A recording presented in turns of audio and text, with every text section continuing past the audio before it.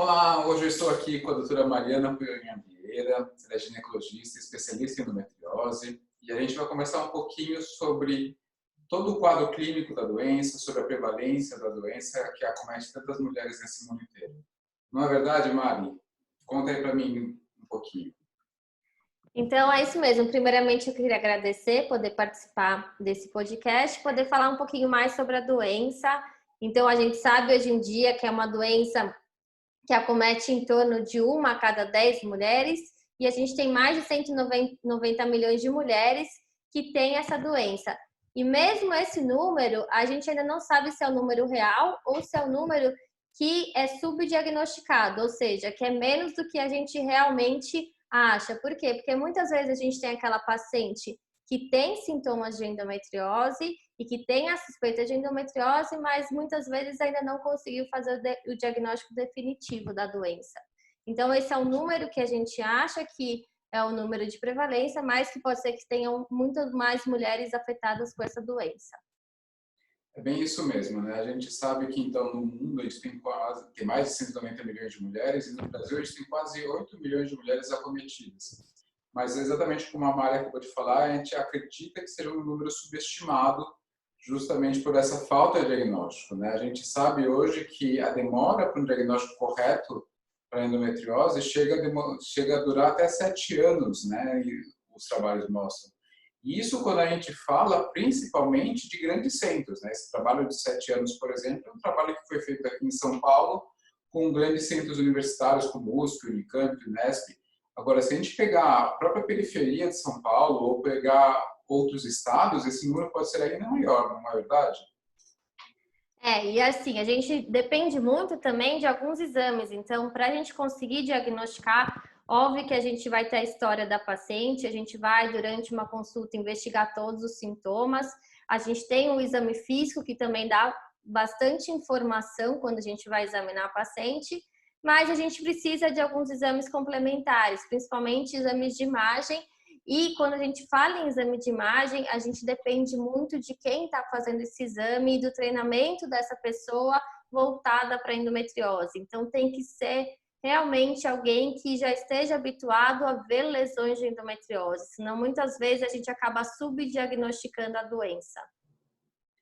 É muito isso, né? Então, acho que é muito importante, então, a gente conscientizar muitas pessoas, né? Quanto mais pessoas souberem sobre a doença, mais pessoas vão desconfiar dessa doença quando a gente tiver algum sintoma, né? Então, não somente o público, o médico, né, os profissionais de saúde, mas todo o público leigo, porque é muito, muito comum a gente ouvir uma paciente falando, sempre me falaram que a minha mãe tinha cólica, que a minha avó tinha cólica, então era normal que eu tivesse cólica. Mas isso não é verdade, e isso acaba postergando muito esses diagnósticos. Com certeza. Então, a cólica, esse sentido de você achar que é normal ter cólica, é normal às vezes você ficar em casa e não conseguir ir para o trabalho em função de cólicas, ou sempre tomar diversas medicações para melhorar a cólica, tem que ser muito bem avaliado. Então, quando a gente vai avaliar a dor de uma paciente, a gente sempre pergunta para ela, de 0 a 10, o quanto que isso te incomoda? Porque não é normal você ter uma dor que te incomode 10, que seja uma dor que te impeça de fazer as atividades diárias. Então, a gente sempre tende a tentar classificar essa dor para ver se realmente é uma dor fora do normal. Isso é muito importante, né? Porque a gente vê muitas adolescentes, inclusive, perdendo os dias de escola, né? Faltando a escola, não conseguindo fazer o vestibular, ou mesmo aquela mulher que já falta na faculdade, repete de ano, ou mesmo uma mulher já mais ativa, já trabalhando, que perde uma promoção por causa de falta de absenteísmo, por causa de cólica, por causa de dor. Então, é muito importante a gente ficar atento a esses sintomas, né? Então, quando a gente está comprometendo a qualidade de vida daquela mulher, não é normal, né? Então, é isso que é muito importante, que a gente precisa deixar isso como uma linha a ser seguida. Não é normal sentir uma dor que está comprometendo a sua vida, né? E essa dor não é somente uma cólica menstrual. Então, eu acho que é muito importante a gente falar, então, sobre os principais sintomas da endometriose. Então, Mari, fala um pouquinho para mim sobre os 6Ds. O que são esses 6Ds? Então, quando a gente fala de endometriose e a gente tenta fazer um pensamento, um raciocínio um pouco mais simples, né? A gente fala que a gente tem que pelo menos examinar ou questionar a paciente dos 6Ds, né? E o que seriam esses 6Ds? De uma forma mais simplificada. Então, os 6D seriam o primeiro D de dismenorreia. O que é dismenorreia? É aquela cólica menstrual, ou seja, a dor que acontece durante o sangramento no período menstrual. O outro D é de dor acíclica. O que seria dor acíclica? Então, uma dor que acontece independente do ciclo menstrual. Então, não tô tendo sangramento, não tô tendo uma menstruação e mesmo assim eu estou com cólica. Então, esse é um outro questionamento que a gente tem que fazer para a paciente. Outro D seria dispareunia. O que é a dispareunia? É dor ao ter relação sexual. Quando a gente fala de dispareunia, dessa dor na relação, a gente tem dois tipos de dor. Então, você tem uma dor de penetração, que é a dor no início da relação sexual, que pode estar relacionada com a endometriose, mas que também tem outros fatores que podem fazer com que essa paciente tenha dor. E além disso, você tem a dor de profundidade, que é aquela dor que depende muito mais da posição em relação ao que a paciente está tendo durante a relação, e que é aquela dor que incomoda quando encosta exatamente num ponto. Então, a gente fala que é uma dor de profundidade e que também está bem relacionada à endometriose. Mari, é muito comum a gente pegando esse gancho da dispareunia, muitas pacientes, quando elas são questionadas, doutora, eu não sinto dor não, mas às vezes quando eu estou numa determinada posição, que vai mais fundo, dói. É só eu evito aquela posição e aí rola tudo bem. Mas é muito importante a gente deixar claro nesse momento que a relação sexual é um momento de intimidade, de prazer, é um momento que você não precisa se colocar limites, né? Não precisa ficar pensando, eu não posso fazer aquela posição porque aquilo vai doer, né? É para ser prazeroso. Então, se tem uma posição que está te causando dor, se tem uma posição que está te incomodando, que não é agradável, que você fica pensando o tempo inteiro, putz, se eu fizer daquele jeito vai ser incômodo, eu vou ter que mudar. Talvez você tenha que ficar atento, porque isso não é normal.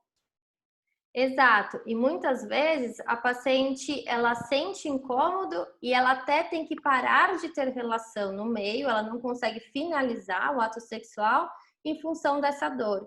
E isso acontece uma vez, ela acha que é normal, 2 vezes, 3 vezes. E o que acaba acontecendo que é um cenário pior quando você tem a postergação desses sintomas? Você acaba tendo um bloqueio pela dor. Então, você já sabe que você vai ter dor, você já começa a ficar muito mais tenso por uma dor que você já sabe que vai vir. E aí você, além de ter essa dor de profundidade, muitas vezes você acaba tendo uma dor de penetração também. Porque você já está com todos a musculatura mais contraída pela dor que você já sabe que você vai sentir. Então, quando a gente tende a postergar o tratamento desses sintomas, eles acabam ficando muito mais intensos e muito mais difíceis a gente tratar a longo prazo. Sim, por isso que é muito, muito importante a gente ficar atento, né, no nosso corpo de estudo, né?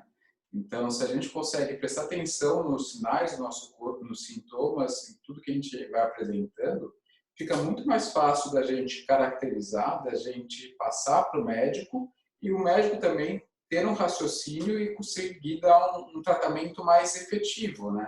Então, eu acho muito interessante quando tem muito médico que se incomoda quando o paciente vem com uma listinha de perguntas, né? Eu adoro porque eu sei que a paciente vai conseguir esclarecer todas as suas dúvidas, né? Então, e ela vai conseguir me caracterizar tudo aquilo que ela está sentindo. Eu acho muito, muito válido isso. E essas perguntas são fundamentais para a gente criar um raciocínio lógico e quando a gente vai examinar a paciente, a gente já tem algumas coisas que a gente já tem em mente que podem ser e o exame clínico vai auxiliar a gente, né? Então, ele vai ser um auxílio de tudo que a gente já viu e conversou com a paciente. E o exame de imagem vai ser mais um exame complementar. Eles separados, eles não vão ter a mesma eficácia do que se a gente fizer tudo direitinho. Então, juntar uma boa história clínica, juntar um exame físico feito de uma maneira correta e um bom exame de imagem feito por alguém treinado. Aí sim a gente consegue ter um diagnóstico muito mais certo e, claro, com um diagnóstico exato, a gente consegue fazer um tratamento muito melhor e essa paciente vai ter uma melhora da dor muito mais rápido. Isso, por isso que é importante também a gente ter um tempo adequado numa consulta médica, né? Então, aquelas consultas que são feitas correndo, né, a toque de caixa, você não consegue prestar atenção. Então, a gente tem que ter um tempo para a gente conversar com o paciente, a gente tem um tempo para ouvir e para falar, né? A gente tem que ter um tempo para examinar e conseguir explicar tudo que está passando na nossa cabeça e raciocinar junto, né? Explicar e ter uma decisão compartilhada, isso eu acho fundamental. Mas, Mari, você esqueceu de alguns Ds ainda, conta o resto dos Ds aí. Calma que a gente já está no terceiro. Então, a gente tem mais alguns, né? Então, a gente já falou da dor no ciclo menstrual, da dor fora do ciclo menstrual e da dor na relação sexual, tá? Então, esses foram os primeiros Ds que a gente já conversou. Então, os outros Ds que a gente tem. Um D que a gente tem é da dificuldade de engravidar, né? Então, algumas pacientes tanto do ponto de vista anatômico, que às vezes você pode criar algumas aderências pela endometriose, que ela causa um processo inflamatório, mas também por outras alterações. Então, aquele útero ele pode ter uma alteração de receptividade. Então, quando você tem um embrião, às vezes ele tem uma receptividade diferente. Então, tudo isso pode fazer com que essa paciente tenha uma dificuldade maior de engravidar. Eu tenho endometriose, eu vou ter mesmo uma dificuldade de engravidar? Não é essa equação 2 mais 2 é igual a 4, não é assim. Mas a gente sabe que pode ter uma relação. Então, pacientes que já estão tentando engravidar há mais tempo, isso é um dos fatores que a gente tem que investigar. É importante que a gente sabe que tem uma prevalência alta, né? Quando a gente pensa em endometriose e dificuldade para engravidar, quando a gente fez o levantamento lá dos nossos pacientes do HC, até 40% das pacientes com endometriose nossas tinham alguma dificuldade para engravidar. Isso não quer dizer que essas 40% de pacientes não vão conseguir engravidar. É diferente a gente falar em infertilidade e dificuldade para engravidar. Então, às vezes, com uma cirurgia, com um tratamento clínico ou mesmo com um tratamento de reprodução assistida, a gente consegue fazer com que aquela mulher consiga fazer aquele sonho dela, né, que é de ser mãe. Então, é muito importante isso, porque muitas pacientes pegam um diagnóstico de endometriose como uma sentença, né? E não precisa ser assim, né? Endometriose é uma doença crônica que pode levar a diversas complicações, a diversas coisas difíceis de serem lidadas, como dor crônica, né, ansiedade, depressão, todo aquele ciclo da endometriose, mas ela não precisa ser assim. Se a gente faz um acompanhamento multidisciplinar, a gente consegue dar atenção a todas as queixas da paciente, a gente consegue ir mudando um pouquinho aqui, um pouquinho acolá, e aos poucos a gente vai fazendo com que aquela mulher saia daquele ciclo e consiga realmente ter uma melhora na qualidade de vida e consiga viver sem dor, consiga ser mãe. Então, acho que é isso que é muito importante, não pegar um diagnóstico de endometriose como uma sentença. Exato. E outra coisa fundamental é a gente não atribuir tudo à endometriose, que é uma coisa que tende a ser feito, né? A paciente tende a achar que talvez todas as dores que ela pode sentir são de endometriose, ou os profissionais da saúde acham que talvez a dor que essa paciente está sentindo como uma dor pélvica, muitas chances de ser endometriose. Então, a gente sabe que hoje tem diversos fatores que podem causar dor pélvica, desde ansiedade, desde algum acontecimento durante a adolescência, a infância, alterações intestinais, alterações urinárias. Então, a gente tem que tomar cuidado para não atribuir tudo à endometriose. Assim como na parte de engravidar. Então, a gente sabe que quando a gente está tratando de gestação, a gente está tratando de um casal. Então, a gente não pode focar numa mulher e achar que porque ela tem endometriose, aquele é o fator que realmente está dificultando de engravidar. Então, a gente tem que sempre tentar olhar com um olhar muito mais amplo para essa paciente. É muito isso, né? Assim, uma coisa importante da gente falar é justamente que quando a paciente tem endometriose, ela tem uma dor crônica e às vezes elas acham que, putz, eu vou fazer a cirurgia, resolveu, né? Eu vou ficar sem dor, vou ficar tudo bem. E a gente precisa ficar atento também a outras causas de dores crônicas, né? Então, isso que é muito importante, a gente explicando para a paciente todas as possíveis causas de dores crônicas, a gente podendo fazer uma avaliação multidisciplinar daquela paciente e ver que ela tem eventualmente algumas outras contraturas musculares, alguma outra alteração que possa justificar aquelas dores, a gente vai conseguir ter um resultado muito mais favorável de sucesso da terapêutica, né? Então, é justamente isso, a gente não enxergar somente a endometriose como a causadora de todos os problemas, né? Com certeza. E como a dor ela pode ser causada por diversos fatores, quando a gente vai tratar essa paciente também, a gente tem uma abordagem multidisciplinar, como você falou. Então, a gente vai precisar, talvez, da fisioterapia pélvica, do terapeuta. Então, às vezes, dependendo da fase que ela está em relação à dor da atividade física, a alimentação vai ser outro fator fundamental para a gente tratar essa paciente. Então, a gente tem que ter um olhar global. Não adianta a gente querer dar uma medicação, tratar com hormônio e achar que isso vai resolver tudo. Então, precisa trabalhar em todos os aspectos. Sem dúvida alguma. Agora, e os últimos 2Ds? Quais são os últimos 2Ds, Maria? Vamos lá, a gente vai chegar neles. Então, o próximo D é uma dificuldade, então uma alteração intestinal. Então, o que acontece? Quando eu fico menstruada, eu posso ter alteração do meu hábito intestinal. Alteração não quer dizer simplesmente, às vezes as minhas fezes vão ficar mais amolecidas, mas você normalmente pode ter associado uma dor para você conseguir evacuar. Então, eu fui no banheiro e para conseguir ir no banheiro eu tive uma dor intensa. Ou às vezes você tem um sangramento associado a essa dor. Então, quando você muda o seu hábito intestinal durante a menstruação, é uma das outras coisas que a gente tem que olhar de uma forma mais atenta.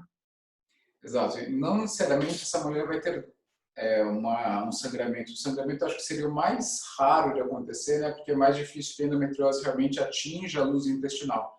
Mas é muito comum pacientes ficarem mais obstipadas, né? E com dor para evacuar durante a menstruação. Então, acho que o D dessa parte seria mesmo do dor, né? Acho que o dor ao evacuar acaba sendo um método de depurar mais fácil, né? Com certeza. E nessa parte a gente tem que também olhar toda a alimentação da paciente para a gente ver se não tem outras coisas alterando esse hábito intestinal. Então, a gente tem que caracterizar realmente quando que isso acontece e todos os outros fatores que estão associados. Exato.